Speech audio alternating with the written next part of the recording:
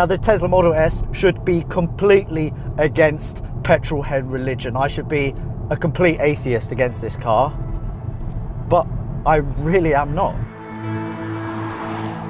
Now, first impressions of the Model S are that it drives pretty much like any other automatic luxury saloon. The interior is extremely quiet because there is no engine going rah. It's just tyre noise, tyre roar, which, considering that these are massive 21-inch low rolling resistance tyres, is extremely minimal. The electric steering, you can have it however heavy you want. I've got it in sport mode at the moment. You can have it in comfort or standard. Sport mode, I feel, just makes it a little bit heavier, makes it feel a little bit more like a sports car. Because all the batteries are extremely low down in the car, you've got a really low center of gravity, which means you can take corners especially quickly.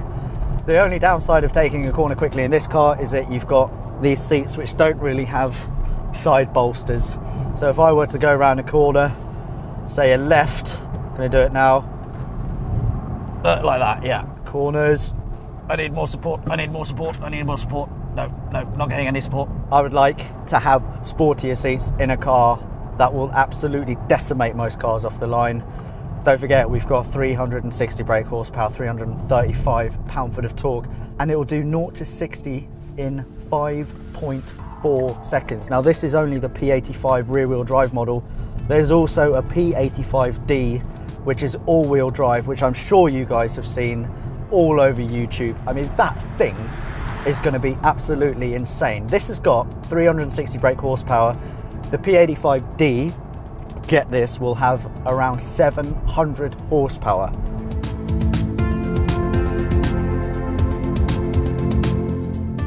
Now, I find the torque in this already absolutely insane. You can see Ethan's head. It doesn't feel particularly scary because obviously there's no gear to go through, so it's always completely linear. It's like if you're in an aeroplane, you know you're doing 500 miles an hour, but it doesn't feel fast.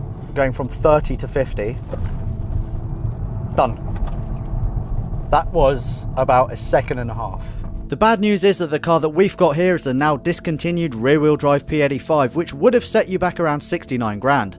The good news, actually the awesome news, is that its replacement, the batshit crazy P85D, costs only 10 grand more at 79,000.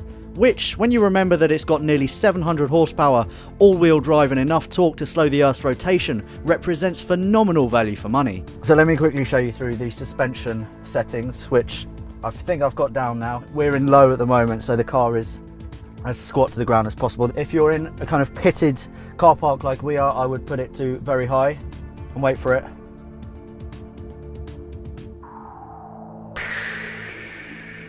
If I just drag that down, 100% open, boom, look at that. How cool is that? You can also control the sunroof from steering wheel buttons here. I'm not gonna mess with those, but yeah, sunroof is open. Oh, look at me, surveying the land. Another thing that I like about the Model S is that it doesn't look like one of your, oh look at me, I'm saving the world electric cars.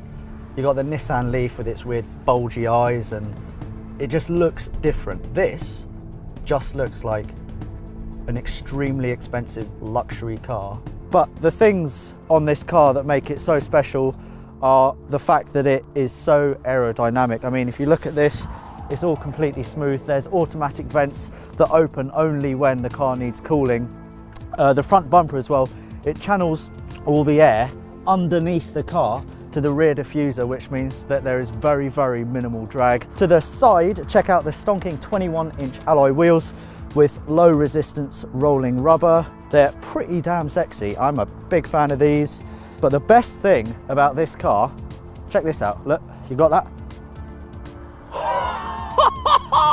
Door handles that come out automatically. Oh, that's so satisfying. Towards the rear of the car, let's have a quick look inside. This car is officially a 5-seater, or if you've got 2 seats in the back as well, 7-seater, but I've found a solution where you can get 2 more people in. Here's one. Oh yeah, like a glove. And if you have a newborn with you, we'll go back to the front. Check that out. That is easily 6-month-old kid material right there. Obviously you might have to strap him or her down with a bit of duct tape, but then you'll be good to go. What more do you want from a car?